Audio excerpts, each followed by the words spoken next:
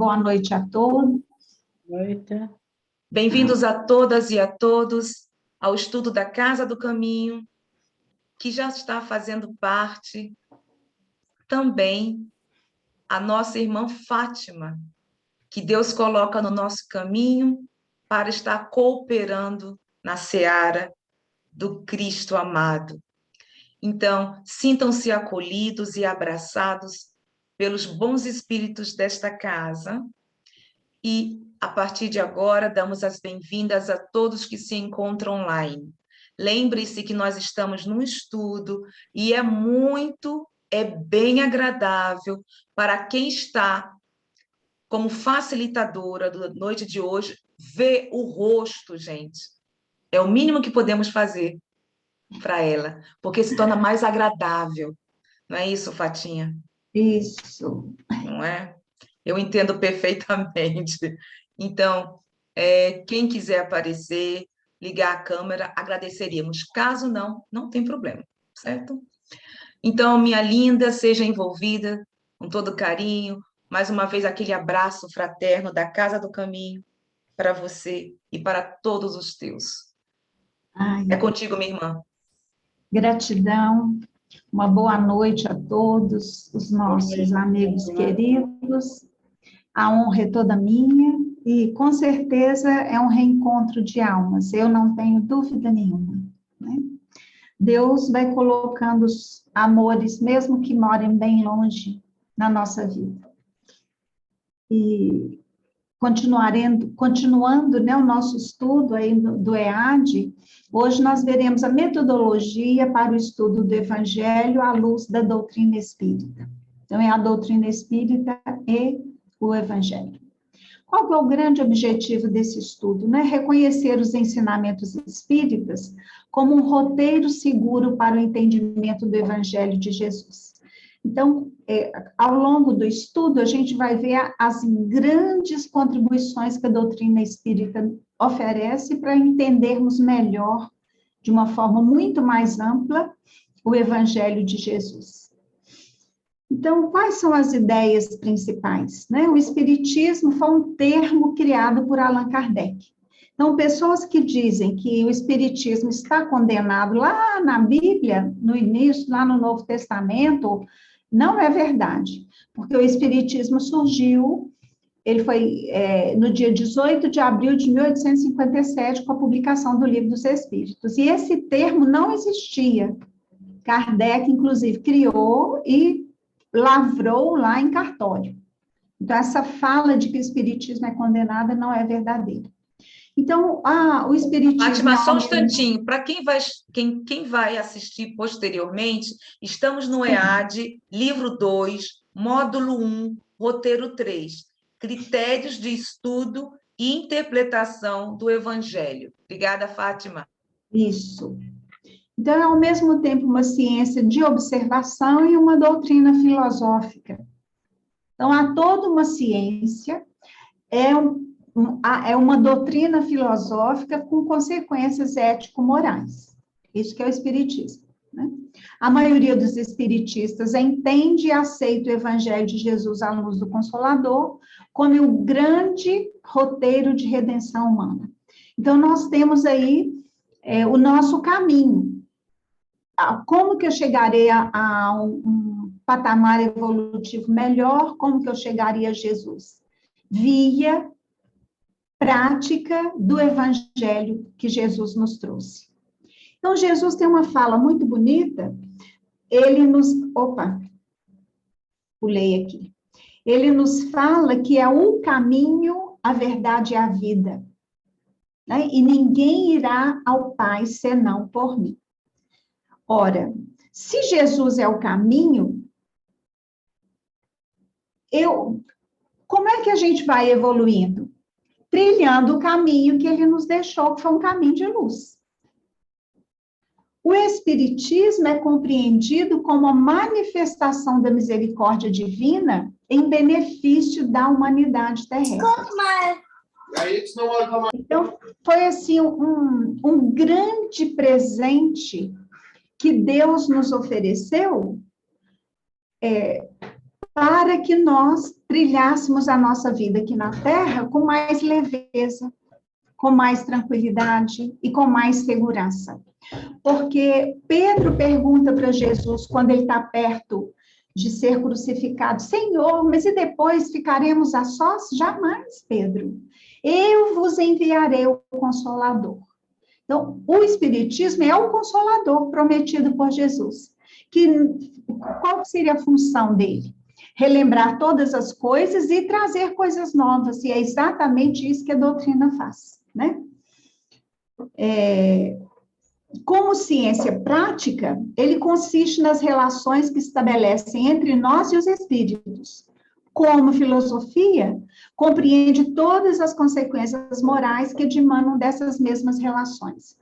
Eu acho de uma beleza ímpar, porque se a ciência descobrir algo que a doutrina espírita fala o contrário, qual que é o recado de Kardec? Que a gente fique com a ciência. Por que é uma filosofia? Porque a filosofia faz inúmeras perguntas, inúmeros questionamentos.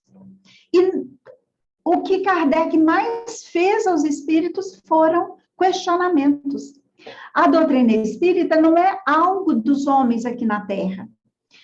Kardec observou as mesas girantes, surgiram inúmeras indagações e ele fazia para médiuns diferentes, de diversos lugares, as respostas chegavam, ele analisava uma por uma, viu quais as que tinham o mesmo teor, o mesmo assunto, as que estavam muito estranhas eram colocadas de lado, então ele fez um trabalho assim, gigantesco. O que ele mais fez foi perguntar. Então, o Espiritismo não é uma religião tradicional que tem um livro sagrado. Nós não temos livro sagrado, porque o livro sagrado você não pode questionar. Nós não temos. Não temos roupas especiais, nem hierarquia sacerdotal. O presidente do centro espírita, ele não significa que ele é mais evoluído que o trabalhador da casa. Não. Ele está desempenhando funções administrativas que tem que desempenhar, senão, como é que ele funcionaria? Né? E é a essas relações que o Cristo alude em muitas circunstâncias, e daí vem que muito do que ele disse permaneceu ininteligível ou falsamente interpretado. Jesus falou muito por parábola, usou muitos símbolos, e nem disse tudo, porque nós não tínhamos condições de ouvir tudo naquela época. Então, tem falas de Jesus que, se não extrairmos o espírito da letra, a gente não compreende. Fica estranho, fica ininteligível, né? Então, o Espiritismo, como nós veremos, é a chave com o auxílio da qual tudo se explica de modo fácil. Aí é necessário nascer da água e do Espírito. Nicodemos ficou assim, mas como que eu vou nascer outra vez? A minha mãe já é velha, como é que vai acontecer isso? Ora, ele estava se referindo à reencarnação. Então, a doutrina espírita lançou muitas luzes em muitos trechos do Evangelho. Joga-se uma claridade e a gente enxerga muito mais do que nós enxergávamos antes. Todas as parábolas à luz da doutrina ficam maravilhosas. Todas. As orientações da doutrina espírita são seguras e diretas, nos projetando na horizontalidade do conhecimento das leis que nos regem. O alcance de suas claridades nos revela o impositivo da renovação imprescindível e inadiável. Já decoramos muito o Novo Testamento lá enquanto nós estávamos na Igreja Católica. Não tomamos jeito. Deus, por misericórdia, trouxe o protestantismo. Nós passamos e ainda assim, com toda a rebeldia, não nos transformamos. Ficamos presos à letra. Agora é a nossa grande chance. Agora você vai para uma que não tem hierarquia, não tem nada disso. Nós não temos imagens, não temos nada. Quando o centro funciona, é uma sala com cadeiras. Basicamente é isso.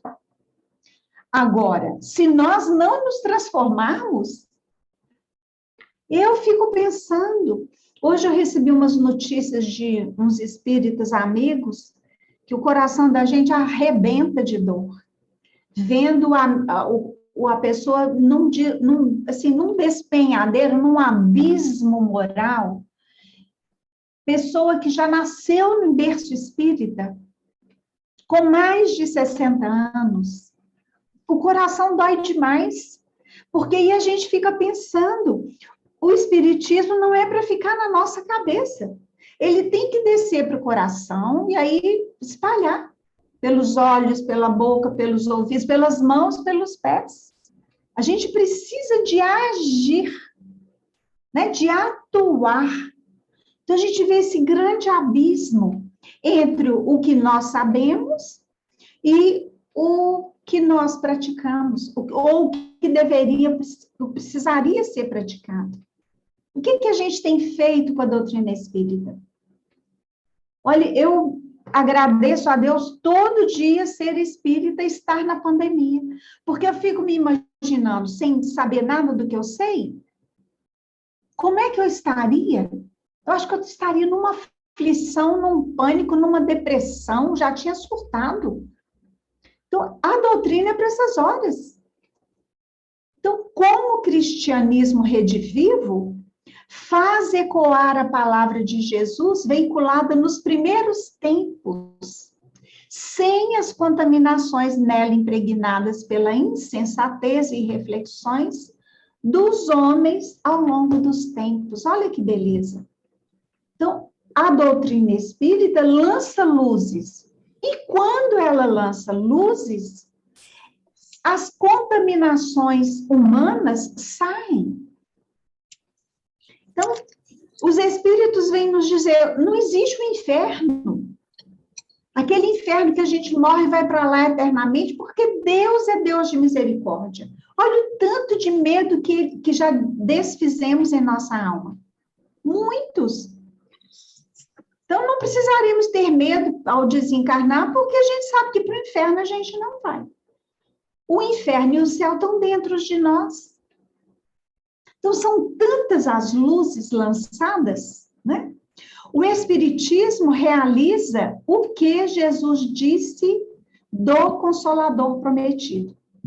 Conhecimento das coisas, fazendo que o homem saiba de onde vem, para onde vai, por que está na terra, e atrai para si os verdadeiros princípios da lei de Deus e consola pela fé e pela esperança. Então, o Espiritismo lança luzes.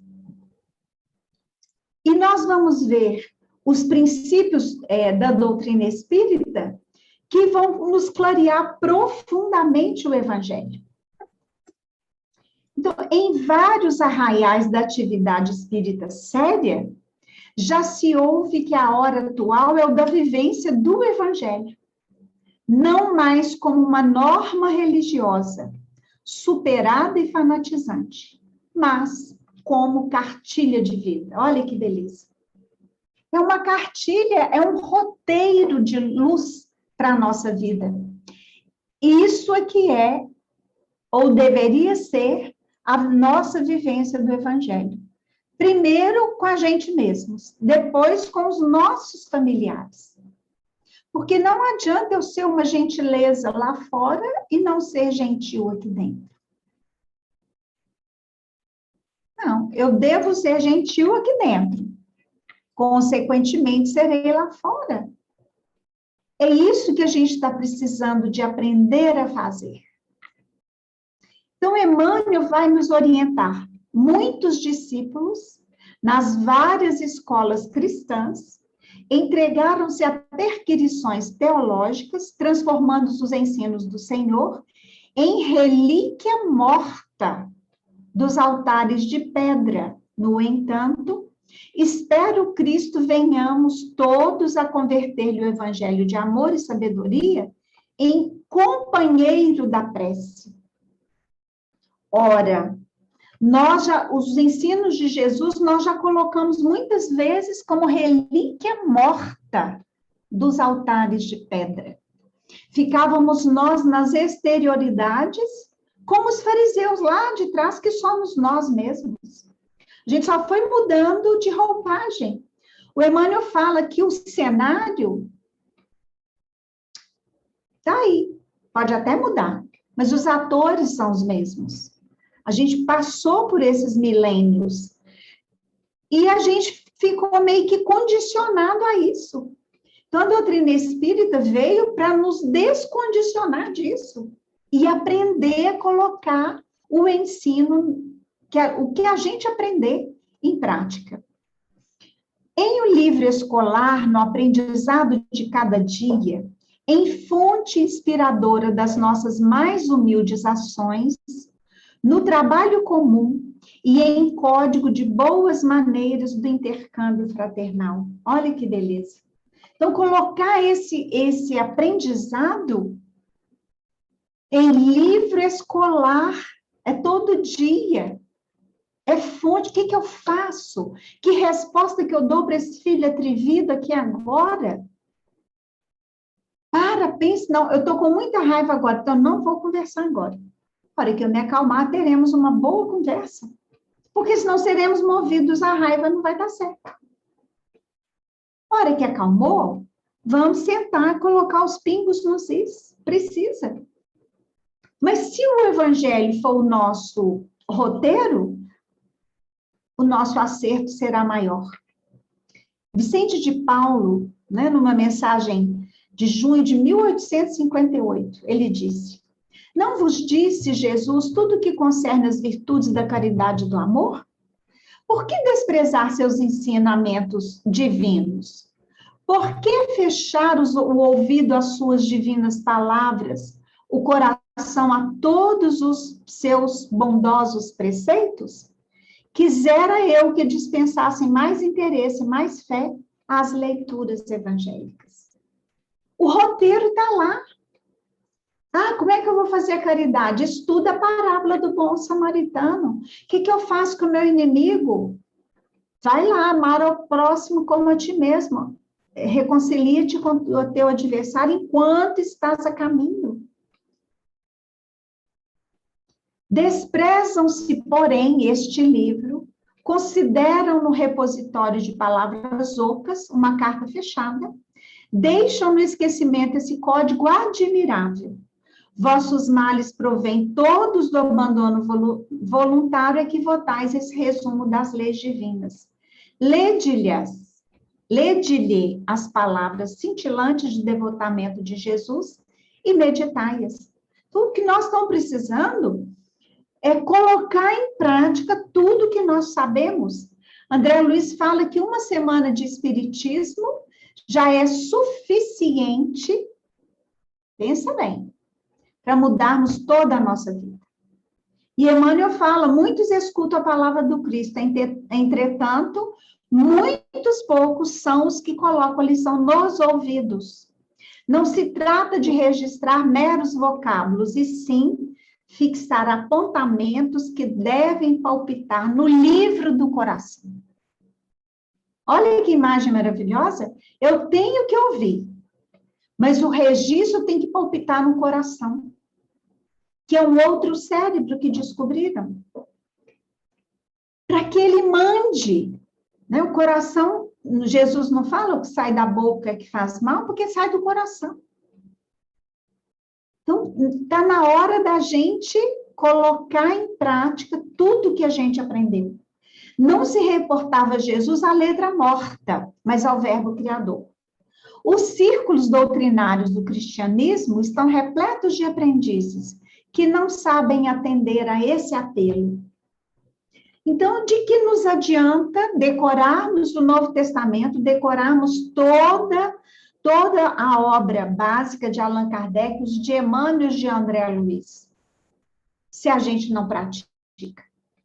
Conheço pessoas analfabetas que frequentam o centro espírita, são as mais espíritas que eu já conheci.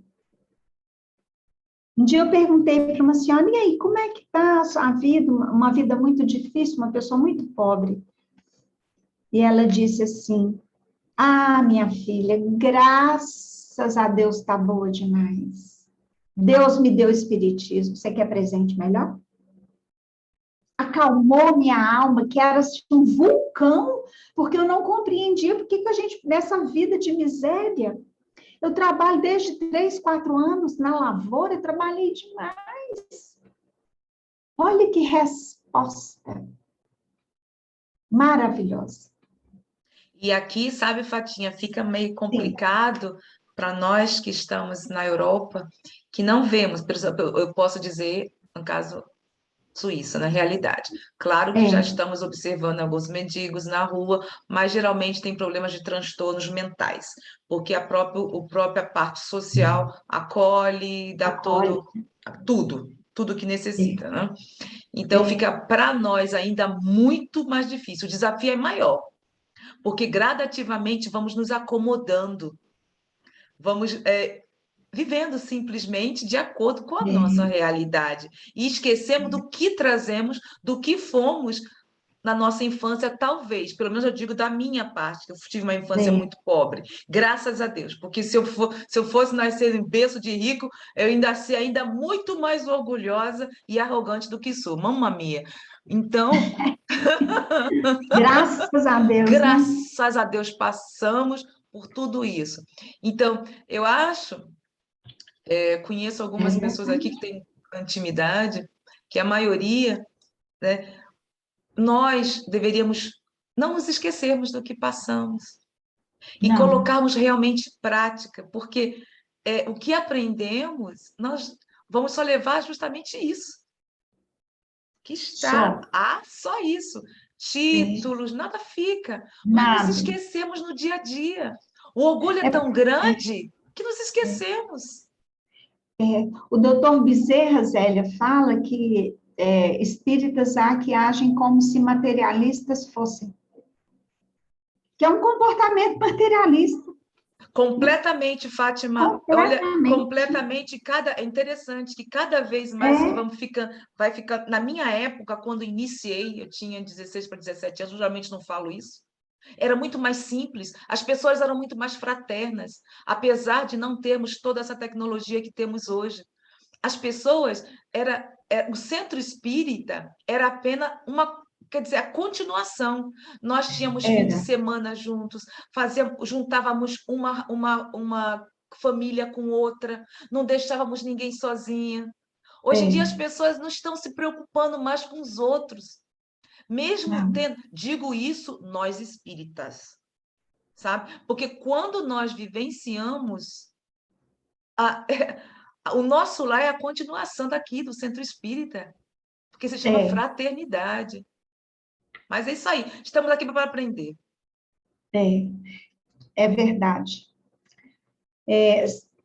Eu não li o anterior, gente, eu pulei. Comparecem às atividades espirituais, sintonizando a mente com todas as inquietações inferiores, menos com o Espírito do Cristo. Dobram joelhos, repetem fórmulas verbalistas, concentram-se em si mesmos, todavia, no fundo, atuam em esfera distante do serviço justo. É o que a Zélia acabou aí de falar, né? Então, nós precisamos de sair desse condicionamento. São alunos que procuram subverter a ordem escolar, pronunciam longas orações, gritam protestos, alinhavam promessas que não podem cumprir. E eu fico pensando, aqui nós ainda temos muita miséria, países latino-americanos, na África, mas na Europa, os países que não têm, pode não existir essa miséria material, mas existe a moral. O suicídio, as depressões, o alcoolismo, outras drogadições, quer dizer, a área de atendimento do centro espírita é enorme, né? Por que não Principalmente o fazer? orgulho, principalmente o egoísmo, viu, Fatinha? Porque Pois é, como, principalmente o egoísmo, que eu converso aqui, eu sou casada, bom, Ernesto, essas coisas também, então, principalmente o egoísmo, que se torna mais, ou se olha mais para si, sabe? E às vezes não pensam nem nas consequências dos seus é, atos na família. E quando fazem para eles, tudo isso é normal, sabe? é, Eu sinto isso, essa é, parte do egoísmo excessivo. é grande. Então, assim, um centro espírita onde não tem a miséria para atender, material, ora, pode fazer grupo de apoio à drogadição, nossa, grupo de apoio a jovens que engravidam na adolescência, ó, trabalho aqui não vai faltar, né? Não estimam ensinamentos, formulam imposições e a maneira de loucos buscam agir em nome do Cristo. Os resultados não se fazem esperar. Porque eu só ouvi, mas eu não digeri e não mandei para o coração, né? O fracasso e a desilusão, a esterilidade e a dor vão chegando devagarinho, acordando a alma dormente para as realidades eternas.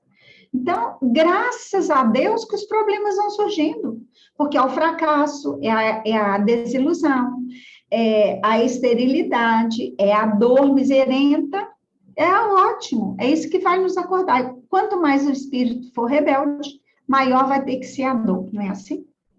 Não poucos se revoltam desencantados, não se queixem, contudo, senão de si mesmos.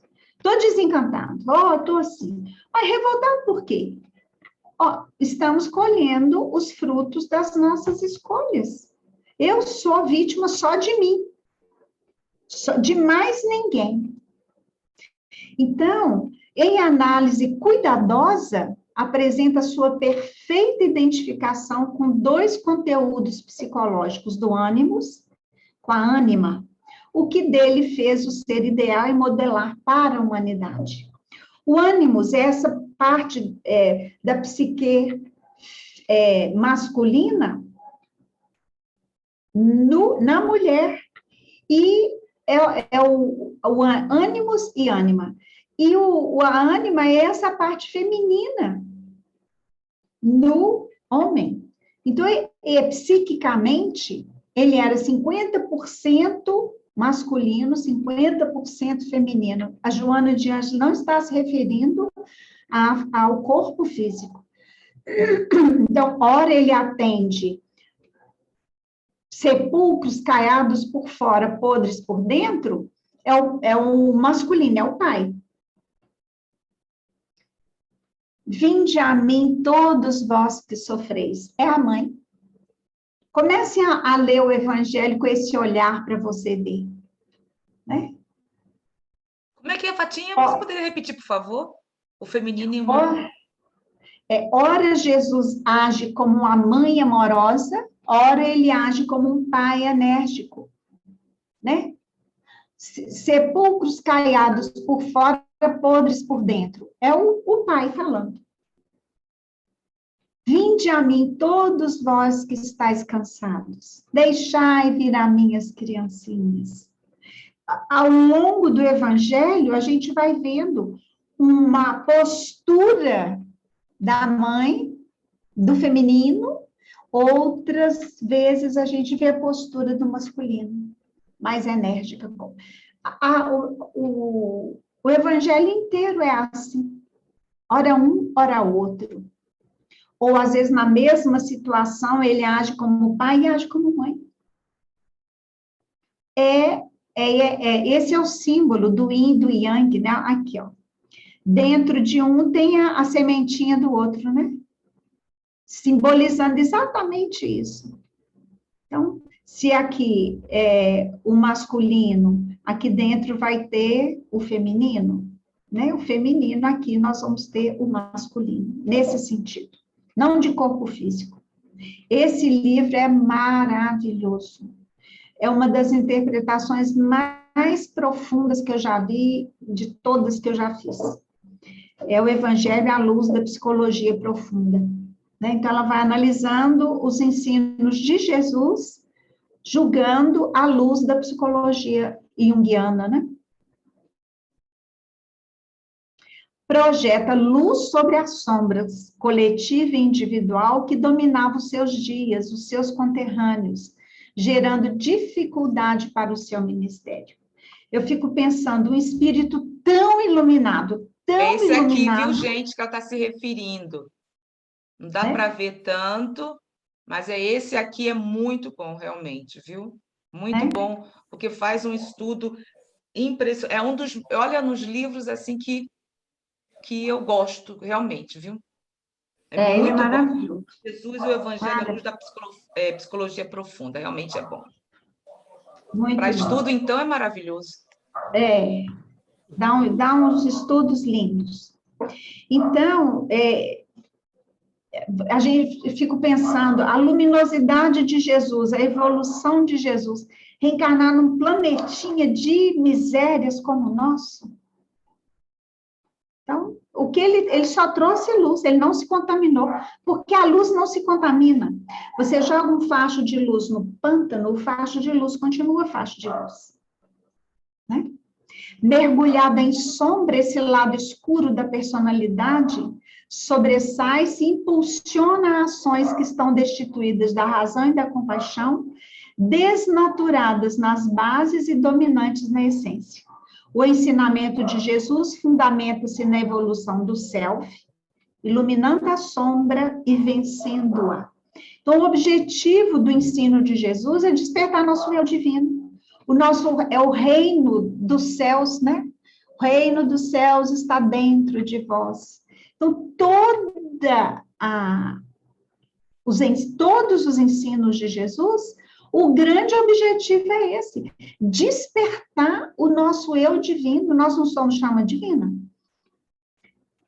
É a luz crescer em nós, é a gente se iluminar. Esse é que é o grande objetivo do Evangelho. Essa é a grande tarefa, né? Ele vem buscar o ser humano no abismo em que se encontra, priorizando os valores éticos e espirituais, deixando à margem as compensações egóicas, porque aquele que já desfrutou de felicidade e não a soube desfrutar, dividir com o seu próximo, terá menos possibilidade de fruí-la depois da vida física. Não tem jeito, né? A gente precisa de dividir, não adianta. Eu agora iluminei, eu estou bem melhor do que eu era, e eu entro para dentro da caverna? Não vou dividir com ninguém? Eu estou numa felicidade, eu não vou dividir isso com os outros? Não posso. Uma pessoa falou assim, como que eu vou dividir alegria na pandemia? Eu falei, olha, mas nós precisamos de dividir alegria, porque tragédia e sofrimento tem para todo lado. Se a gente emborcar nisso, a gente adoece. A minha primeira neta vai nascer final de outubro, princípio de novembro. Estou explodindo de alegria. Como que eu não vou estar explodindo de alegria? Era o que eu mais queria na vida, estava doida para ser vó. Fiz os bordadinhos para ela, com o máximo de prazer. Como não? Eu não vou dividir isso com as pessoas? Mas como você vai dividir essa alegria? Para diminuir a tristeza. Eu só diminuo a tristeza espalhando a alegria. Então, se a gente não fizer isso, ora, a gente embarca nessa loucura que o planeta está vivendo. Todos os objetivos da Boa Nova que ele trouxe centram-se no futuro do espírito, na sua emancipação total, na sua incessante busca de Deus. Não é uma caminhada que a gente vai fazendo? É uma espiral de evolução. Não era para aquela vidinha tola que a gente levava quando ele estava aqui. Não. Ele estava visando o amanhã nosso de luz. No entanto, diante da consciência cósmica, a escala de valores é feita de condutas essenciais, aquelas que são do ser em si mesmo, responsável e assume as consequências dos seus hábitos perante a vida, tornando-se o caminho, a sua é a verdade, que conduz à vida, à plenitude, ao armazenamento de sabedoria e de amor. Olha que beleza! Então, está na hora da gente ter condutas essenciais, de amar, de perdoar, sair da revolta. Por que a gente vai ficar revoltado? Ora, se estamos a Joana de Ângeles diz que para nos sentirmos honrados de estarmos reencarnados nesses tempos difíceis, porque podemos abreviar os dias de dores na Terra, Olha que beleza!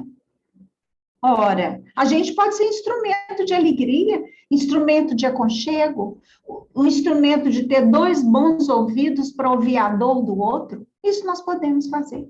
Nós temos o dever de fazer. É dever nosso fazer isso.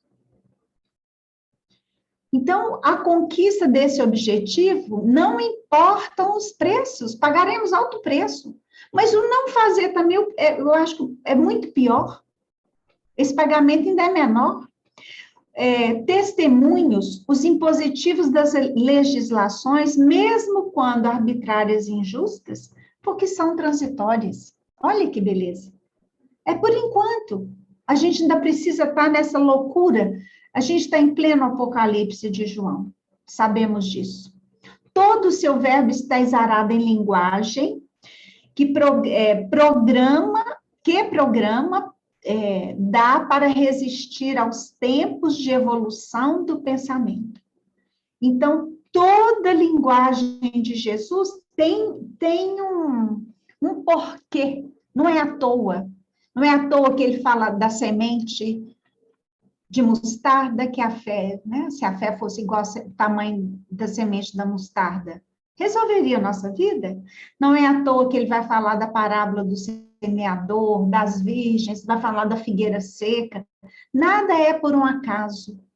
O objetivo é muito maior. Ele não foi o biótipo de legislador convencional, não veio submeter a humanidade, nem submeter-se às leis vigentes.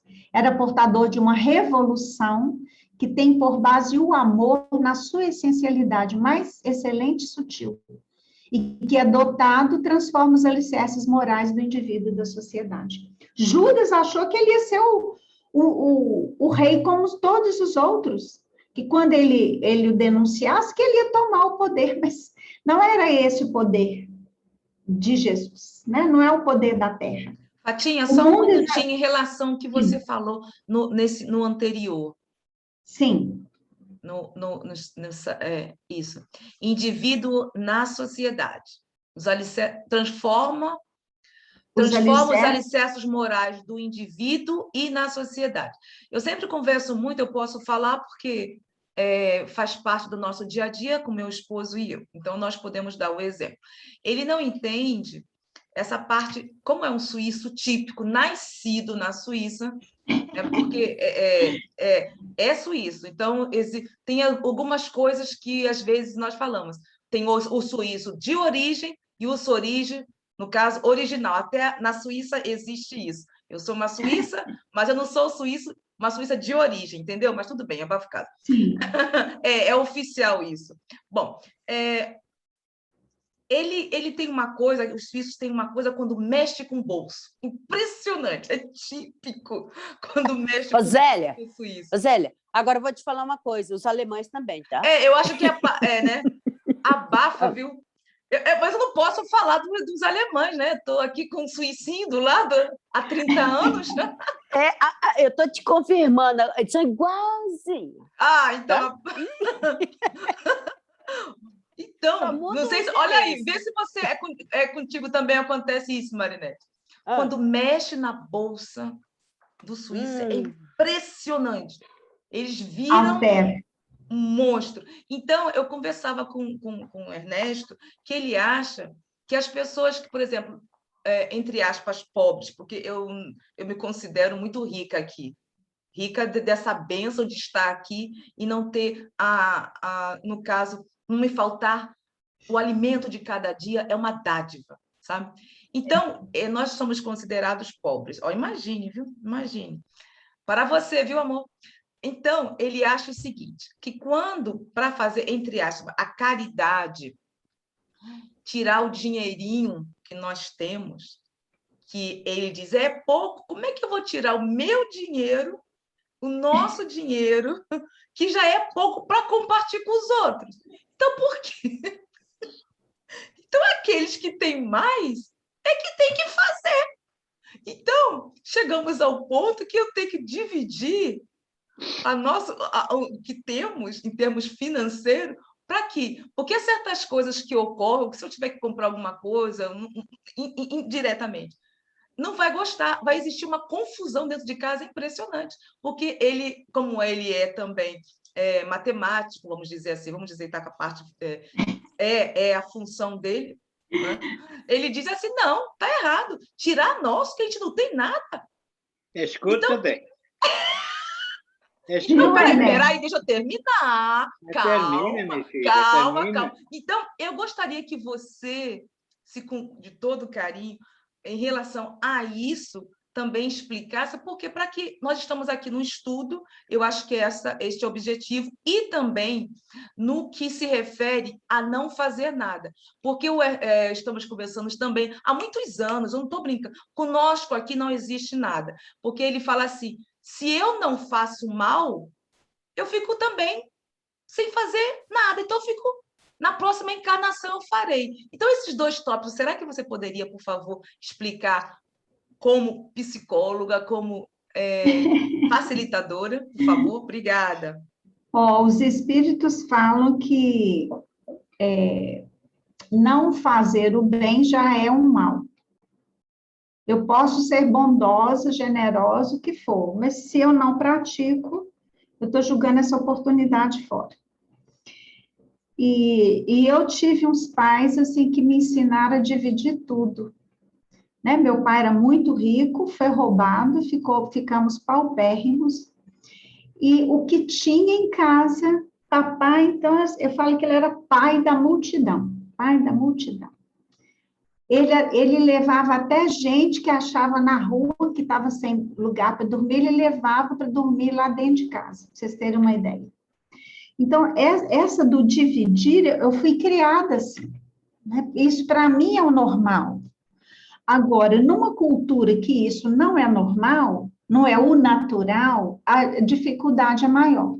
É lógico que quem tem mais deveria estar ajudando muito mais, assim, é matemática. Quanto mais a pessoa tivesse, mais dever ela deveria ter para com a comunidade. Aqui em Belo Horizonte, que nós temos muitas favelas, a gente vê a Dona Maria lá, a vizinha está sem nada, ela vai lá e divide a comida, que já não tem nada. Se tem um quilinho de açúcar, ela divide ao meio, vai lá e oferece para a vizinha. A gente cansa de ver isso aqui. É a vantagem, a pobreza nos ensina isso. Nos ensina a dividir, porque ninguém tem nada mesmo, né? Agora, Francisco de Assis fala que dando é que se recebe. Mas a gente também não pode esquecer que a Europa passou por 2 guerras mundiais. E nós aqui no Brasil não. Então, naturalmente, que nós não somos espíritos do Brasil, né? No Brasil só tinha índio. Então, nós que estamos aqui agora viemos provavelmente da Europa mesmo, para cá. Mas a gente vê essa cultura do economizar, do ter cuidado para não ficar sem nada, também vem dessa vivência de guerra. E quem vivenciou a guerra não foi brincadeira. E, naturalmente, isso é repassado para os ancestrais, para os descendentes, não tem jeito. Então, eu acho que essa é a grande transformação que Jesus faz em nós. Qual que é o raciocínio? Dando é que se recebe.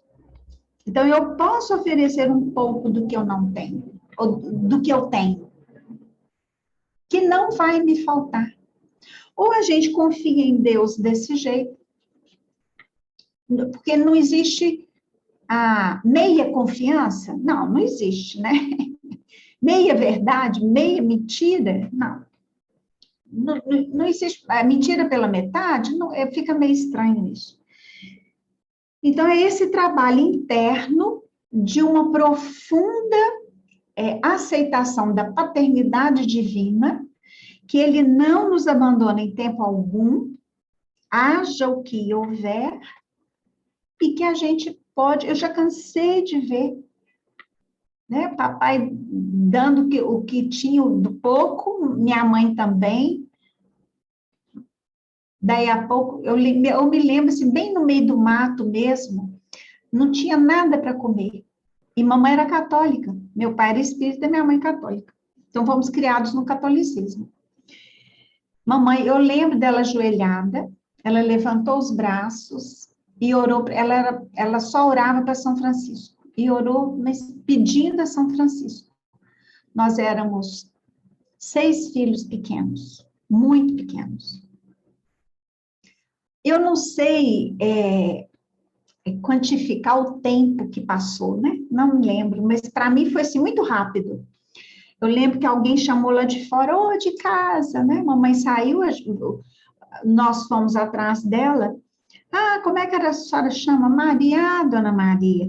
Eu fiquei sabendo que a senhora mudou para cá com essa meninada. Meu marido é dono da fazenda aqui ao lado, e eu vim trazer umas coisas para a senhora. Gente, ela levou queijo, ela levou carne, ela levou rosca, biscoito, para não sei, olha, eu não sei quantos dias que a gente teve comida. Então, esses exemplos eu vivi muito na minha infância. Então, para mim, por exemplo, entrar num cheque especial porque eu preciso de ajudar alguém, é dever meu.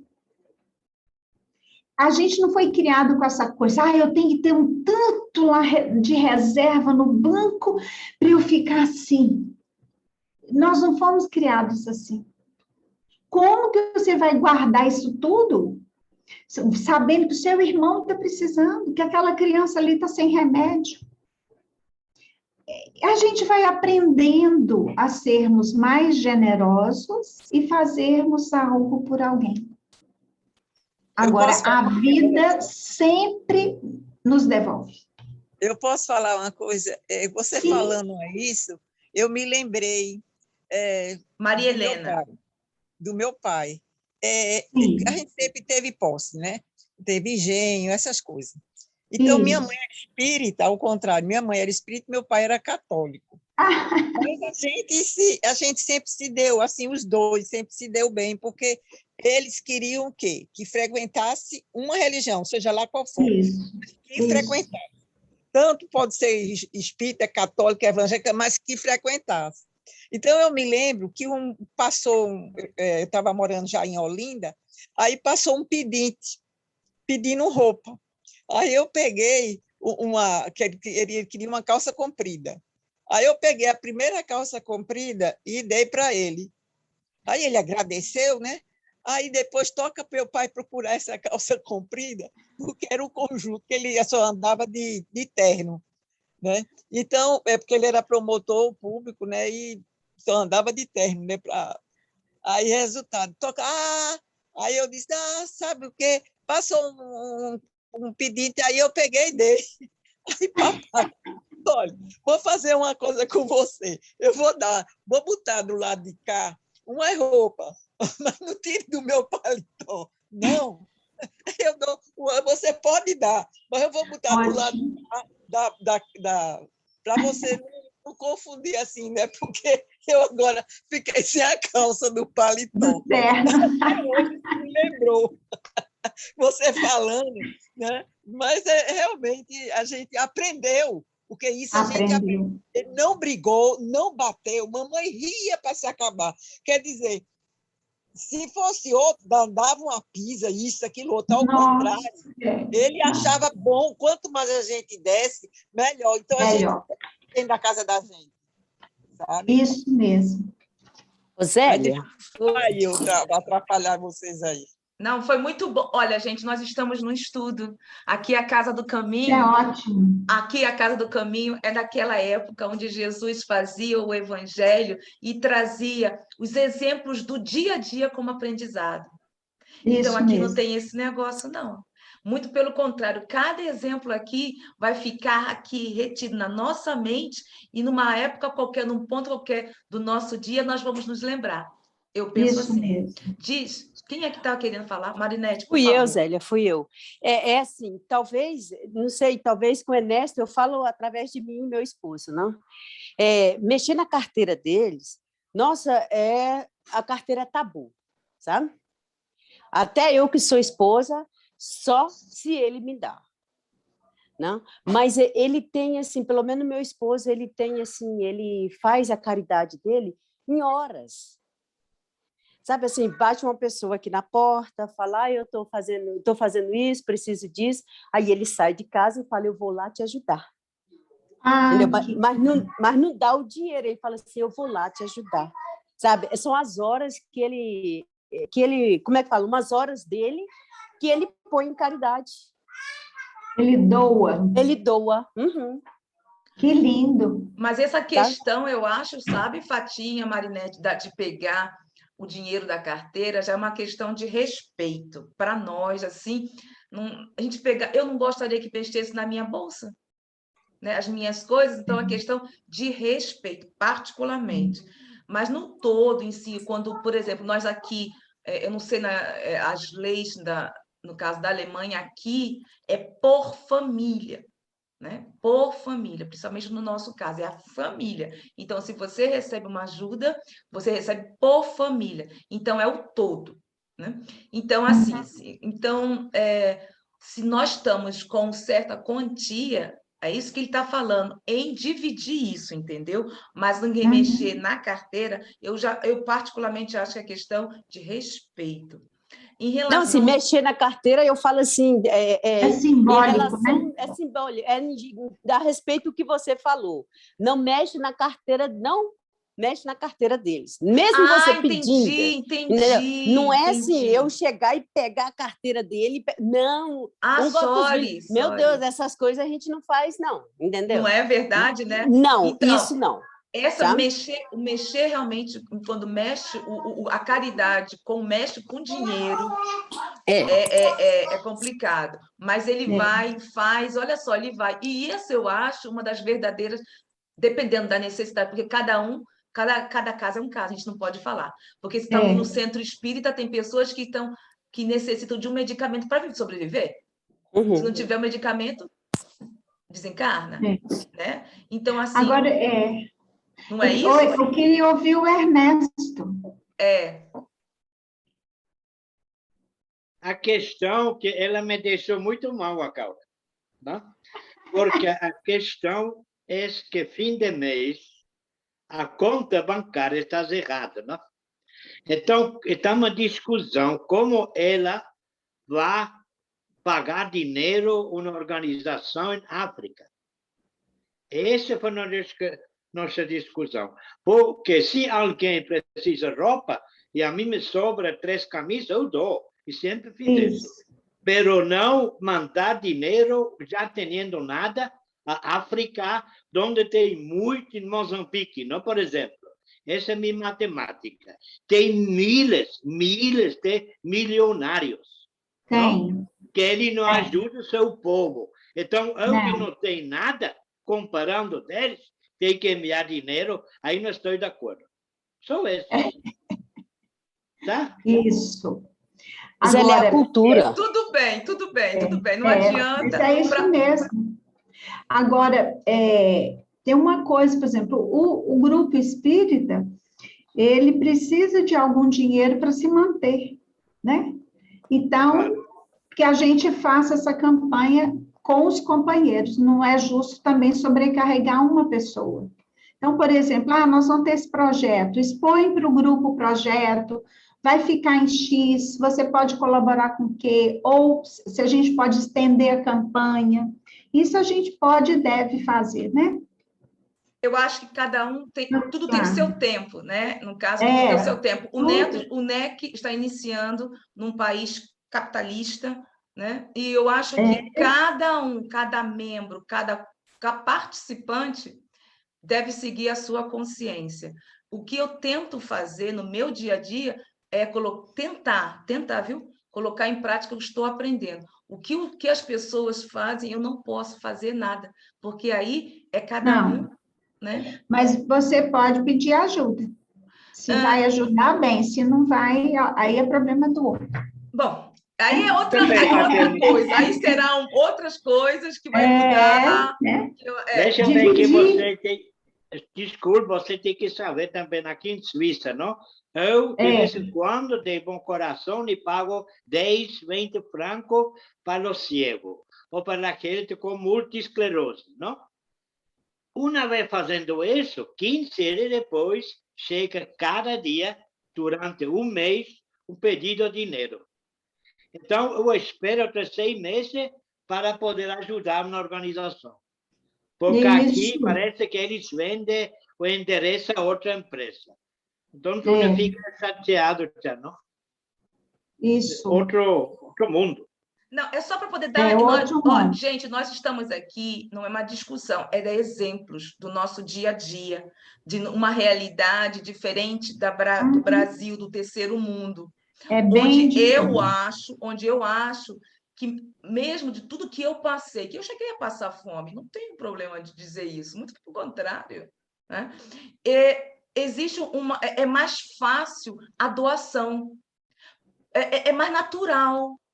E as pessoas ainda que, mesmo estando aqui, na Europa, eu vejo isso mais difícil, fica mais fechado, fica mais para si, para o seu bem-estar. Né?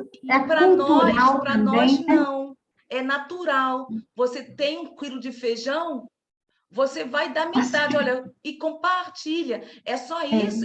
Esse foi o exemplo que eu queria dar em relação à parte do indivíduo na sociedade. Ô Zélio, não tem problema, não. Esse povo todo vai nascer aqui no Brasil. Pronto. Ou noutros, né? O mundo examinado sob a ótica teológica à luz da psicologia profunda é um educandário de desenvolvimento dos recursos espirituais do ser em trânsito para o reino dos céus. Olha que lindo. É uma luz nova lançada no Evangelho. Hálito divino, vibração que equilibra o universo, o amor é a essência fundamental para a vida, sob qualquer forma em que se expresse, liame de vinculação de todas as formas vivas com a sua fonte geradora. João fala que Deus é amor, né? É esse amor divino que mantém a coesão do universo, que sustenta o universo, que nos sustenta. E é hora também da gente desenvolver esse amor, né? O reino de amor que Jesus, homem, veio instalar na Terra dessa forma, sem rebuços, contestou ao interrogante atormentado sobre o impacto da sombra, envolvido pelo seu lado escuro da personalidade doentia. Sou rei, não nasci e não vim a este mundo senão para dar testemunho da verdade, que na sua definição profunda e penetrante é Deus. Então, ele não veio, ele veio para isso, né? Dar o testemunho da verdade e que na definição profunda e penetrante é Deus. Nos trazer Deus. A alma do evangelho são as bem-aventuranças. Mahatma Gandhi disse que se o Novo Testamento tivesse sido todo destruído e restasse só as bem-aventuranças, resolveria o problema da Terra. E Joana de Ângeles fala que a maior carta magna que existe na Terra se chama o Sermão da Montanha. Então, ponde minhas palavras em vossos ouvidos, disse Jesus. O próprio vento possui uma direção. Teria, pois, o Divino Mestre transmitido alguma lição ao acaso? Será que Jesus veio, reencarnou, teve aquela trabalheira toda ao acaso? Não, não tinha acaso. Foi tudo programado. Tudo com objetivo, foi tão bem programado que antes dele nascer, vários espíritos reencarnaram para preparar um período de paz na Terra e que houve. Então, foi tudo milimetricamente preparado pelo próprio Jesus, então não é acaso. É que nós somos as ovelhas de Jesus, desgarradas. Então, ele veio para nos trazer de volta ao seu aconchego. Né? Opa! Peraí que tem mais slide. Deixa eu ver aqui, Zélio, o que aconteceu. Não tem problema não, isso ocorre, Fatinha.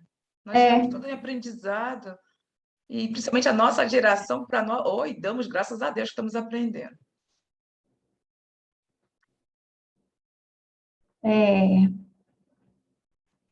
Deixa-me ver, cadê o PowerPoint aqui? o outro.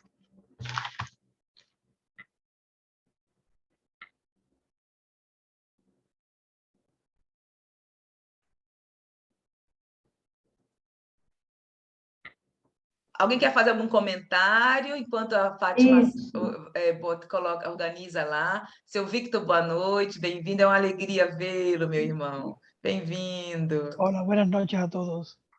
Alguém quer fazer algum comentário do que nós estamos falando? Afinal de contas, isso aqui é um estudo, repito, né? Onde aprendemos uns com os outros. Alguma coisa? Alguém quer deixar algum comentário a mais? Voltando ao tema... Deixa a câmera, viu, Marilena? Sim, por favor.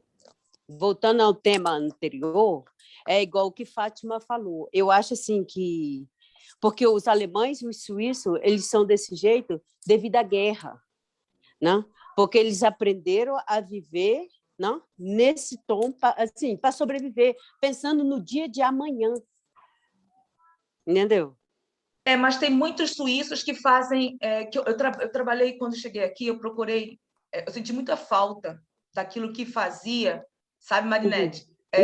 No Brasil. Então, eu procurei uma instituição que se chama Benevol. Aqui tem muitos suíços que eles fazem assim, tiram os dias para poder auxiliar, seja com idiomas. Então, mesmo que eles não tirem do dinheiro, da parte financeira, eles agem. E eles fazem isso calados. A gente, sem saber, eles estão fazendo coisas que eu nem imaginava que eles faziam. Eu tive isso assim na prática. Porque eu tive muito contato, eu tenho contato muito com essa parte, e tive ainda muito mais com a parte do social, assim, né? Então, eles fazem coisas que eu nunca imaginei, que vão ajudar na casa, depois que eles já estão estabilizados. Alguns fazem também essas ações. Então, também tem a ver com o ser, sabe? Claro que é uma cultura, claro que eles passaram, mas também tem a ver com o ser, eu acho. O que você acha, Patinha? Isso mesmo, Zélia. Olha, nós estamos aqui, cada encarnação a gente aprende um pouquinho, né? É no passo a passo mesmo. Então, a gente vai trançando aí pela Terra em países diferentes, outras culturas, para a gente ir aprendendo, né?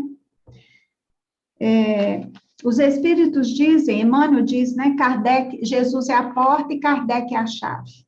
Então, nós temos uns pontos principais do espiritismo que são muito úteis ao estudo do Evangelho. Quais são os 15 principais, vamos dizer assim, né? Deus, Jesus, Espírito, Perispírito, evolução, livre-arbítrio, causa e efeito. Aqui faltou o efeito. Reencarnação, pluralidade dos mundos habitados, imortalidade da alma, vida futura, plano... Opa, perdão, gente.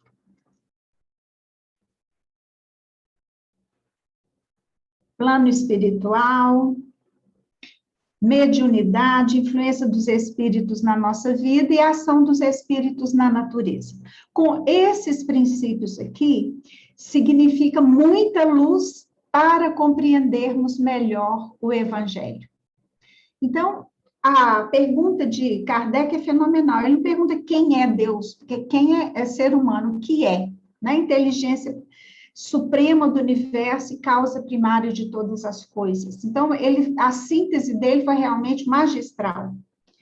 E o professor Abraham Morrison, ele foi presidente da Academia de Ciências de Nova York, e ele publicou uma página intitulada 7 razões pelas quais um cientista crê em Deus. Então, ele vai falar que ele crê em Deus porque ele vai nos dizer que não existe acaso no universo. O movimento de rotação da Terra, ele é perfeito no tempo certo. Se fosse um minuto, 1 quilômetro a mais, 1 metro a mais, não haveria vida na Terra. Então, a velocidade com que o planeta faz o movimento de rotação em torno de si mesmo é mais ou menos 1.600 quilômetros horários.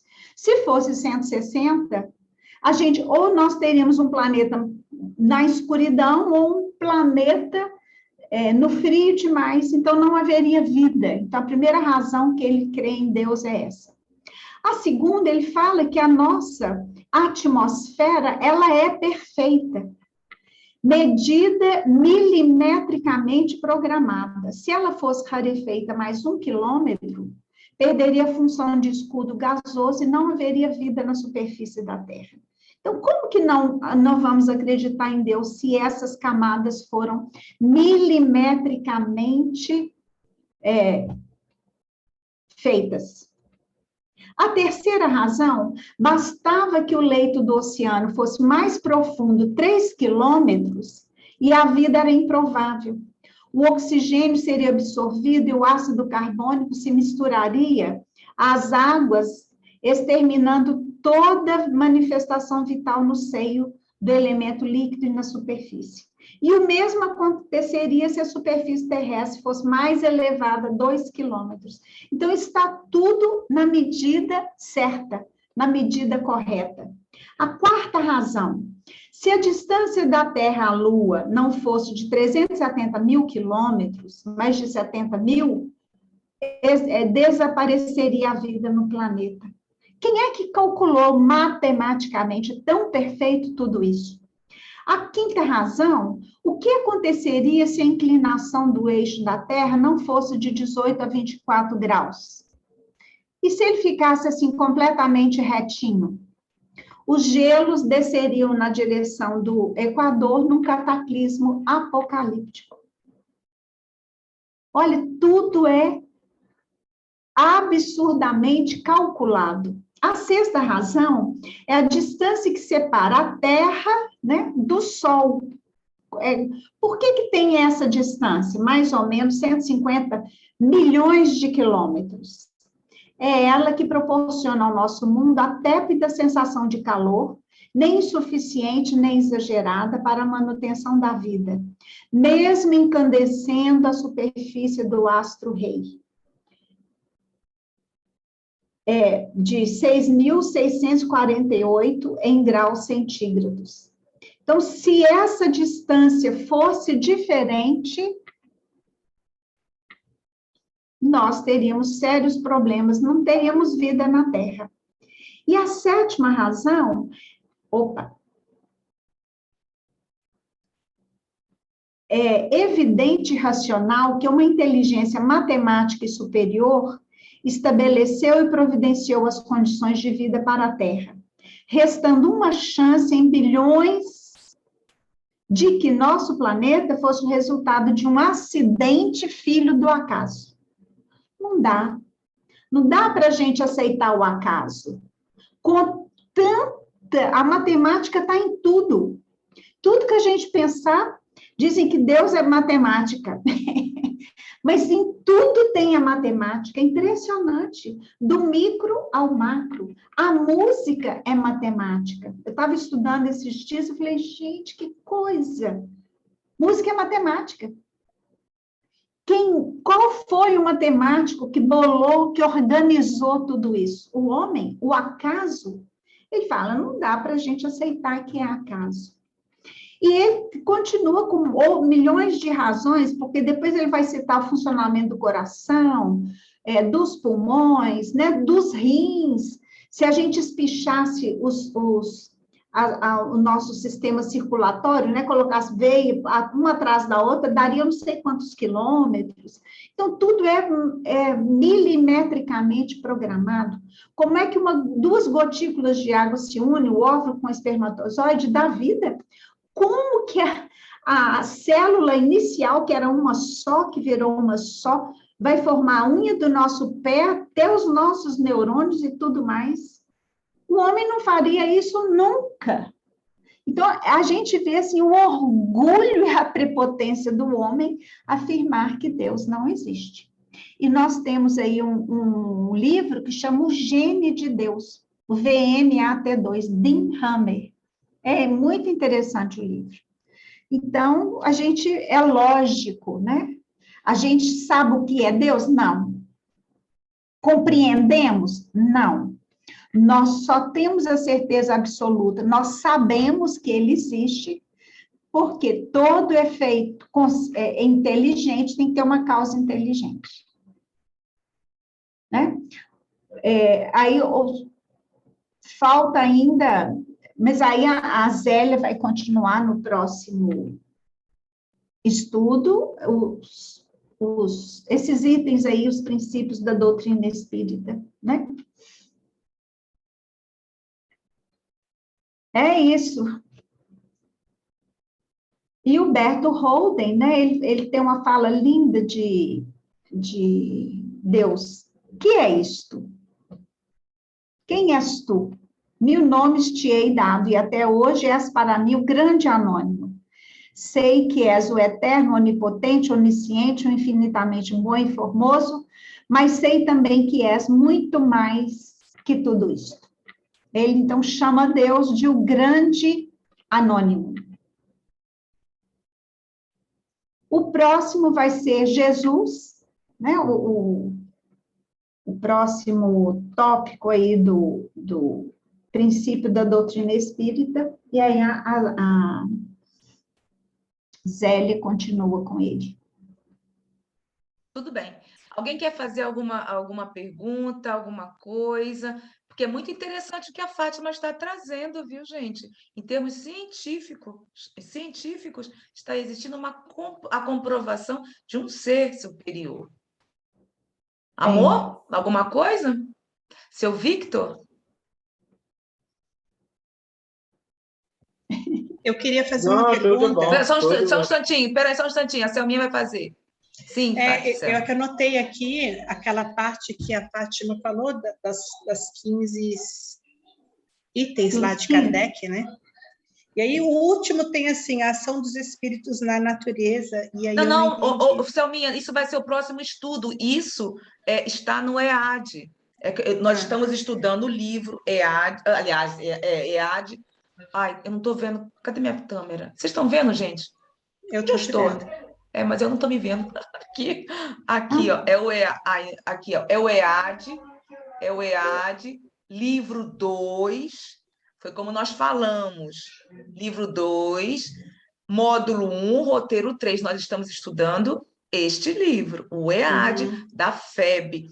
E esse é o módulo 1, o tema é critérios de estudo e interpretação do Evangelho. Está aqui. Então, são os 15 pontos que vamos gradativamente nos próximos estudos, que isso vai demorar algum tempo, que nós não vamos correr, porque é bem complexo, certo? E tem algumas pessoas que não fizeram o ESD, sabe, Fátima? Teve pessoas que não fizeram o ESD. Sim. Então, vamos estudar sobre esses itens de uma forma tranquila, certo? Tá, tudo bem. Ok. Alguma coisa? Amor? Seu Victor, por favor. Sí, es solamente una pregunta. ¿Este estudio que usted se ha referido, Celia, está en PDF para descargar? O senhor está falando o quê? O livro? Sí, este que está apresentado ahora, ¿sí? Sim. Esse aqui são 6 livros da FEB, do EAD, se eu não me engano, 6 ou 5, eu acho que são 6. Não me recordo, Fátima, você se lembra? Não. Eu acho que 5 ou 6. Então, se tem PDF, sim, para se tirar. Tanto que eu estou passando para a Fatinha, faço para as pessoas. E as pessoas que estão estudando, eles sabem disso, eles já receberam isso, né? Desde o início. Terminamos o EAD, tomo único, o ESD, tomo único, e iniciamos o estudo aprofundado da doutrina espírita, que é a continuação. Porque o ESD é a introdução. A introdução. É a introdução dos. ¿Cómo puedo tener el PDF de ese libro? Eu posso te enviar para o senhor. É só colocar. Enviar, por favor? Sim, é só que o senhor colocar na internet, mas eu posso enviar para o senhor. Eu já tenho aqui, eu envio para o senhor. Tá certo? Sim, me lo envia, por favor. Gracias. Por favor, terminando, eu já envio para não esquecer. Agora, essas informações científicas, eu que trouxe. Isso, exatamente. Por isso que eu gostaria que você, por favor, deixasse, Fátima, me enviasse, para que eu também pudesse ter a continuação, porque assim, quando vai ter o segundo tom, item, então geralmente a gente faz uma revisão, tá? Você me envia, por favor, tá? Bom, Sim. alguma coisa a mais? Amor? Não, só agradecer a Fátima, que foi muito bom de novo, gostei muito. Eu que agradeço, Ernesto, a É bom. chance. O bom de Tchau, tchau. tudo é estarmos interagindo. Isso, gente, se vocês soubessem o quanto é importante no estudo. Se vocês tivessem noção, mas a Fatinha sabe, as pessoas não é não, Fátima. É imprescindível isso, essa energia aqui, essa fraternidade, esse tempo que nós tiramos para estarmos aqui, tá? Você concorda, Fátima? Sim, nossa, e como? É isso, eu falo que esses estudos assim, eu falo que eu paro no posto e abasteço a alma. Bom, Que é posto não é emocional. É porque Fatinha está acostumada com um centro que tem quantas pessoas por estudo? Célia, vai 1.400 por semana. Meu Deus do É céu. grande. Olha, imagine, gente, né? Por cada estudo. Agora, pós-pandemia, Zélia, isso vai diminuir muito. Isso com certeza. Não sei Então como é você que vai ser, não. aí perde um pouco, né, Fátima? Desse aconchego, do conversar, mas cada um, bom, mas eu acho que vai dar tudo certo. Bom, alguma coisa a mais, gente? Eu não sei se o Sandro estava, se saiu, eu não sei. Não, o Sandro já saiu. Alguém quer falar mais alguma coisa, acrescentar, gente? É o momento, a pergunta para a Fátima, em termos científicos também, ela está aí, tá? 3 minutos temos, mas qualquer coisa, podemos passar a algumas perguntas na parte científica, que é melhor para a Fátima responder, se alguém estiver dúvida. Ou então, cale-se para... Estamos brincando. Então, alguma coisa, gente? Márcia Celeste, tudo bem? Tá tudo bem. Então, eu vou falar uma coisa, posso? Tem um tempinho? Javolo. Então, assim, ó, sobre a caridade, né? No Brasil, a gente, lógico que faz caridade, mas essa coisa da doação no Brasil é muito complicado também, né? Porque eu vou te falar, assim, a pessoa ela cria uma dependência, né? Então, é uma coisa que eu tinha que tomar muito cuidado com isso, sabe? Então, eu preferia doar para as instituições do que propriamente para a pessoa, porque aí ficava uma coisa sem fim, sabe? Hoje eu preciso disso, amanhã daquilo, aí já vinha família, amigos e ficou complicado. A dependência, né? Uhum. Bom, isso aí é um outro fator, porque vai entrar outras coisas no meio, né? Vai entrar outras coisas, no caso da própria pessoa que está recebendo, a forma, tem outras coisas aí que entra, né? Porque daí o que aconteceu, cultural, né? A gente acaba que não doa mais para ninguém, vai para a instituição, porque daí você... Né? E você corre riscos também, né? Essa também é a questão, né? Você corre riscos com quem você recebe no seu portão, né? No portão da sua casa. Então, é um pouco São complicado. realidades diferentes, sabe? São realidades diferentes, mas não deixa de ser o que nós estávamos comentando. Não sei se Fátima concorda. É que o fato de ser mais fácil para nós tirarmos de nossa casa, ou quem sabe tirar uns 5 francos, vamos dizer, reais, vamos dizer assim, e doar do que aqui. É isso que nós estávamos comentando sobre isso, sabe? Sobre a realidade do Brasil é uma outra. Nós trouxemos só como efeito exemplo para aqui, porque nós estamos aqui, como é complicado aqui. Porque se tem, e não é pouco, não. E é difícil compartilhar. Entendeu? Então, se pensa, primeiro, na família, claro, mas às vezes se esquece dos demais. Foi por isso que eu trouxe o ponto, porque é a nossa realidade e você sabe disso, né? Marinette, quem está na Europa sabe, e também a facilidade do terceiro mundo tem em tirar. Às vezes falta. Tira um pão e compartilha, às vezes, a metade. Eu sei disso. Nós sabemos disso. Até mendigo a gente vê fazendo isso. não é? É mais fácil, é muito mais fácil do que para nós que estamos aqui, né? Pois é. Então, agradeço a oportunidade de estarmos aqui estudando, são 8h20, e receba, por favor, o nosso agradecimento, Fatinha, do fundo dos nossos corações. Você está compartilhando conosco na divulgação em solo helvético, e você sabe o quanto isso é importante, né? E sem vocês, isso não seria possível. E agradecemos a todos que irão participar conosco e receber essa energia carinhosa da Casa do Caminho. Beijo no coração e até a próxima.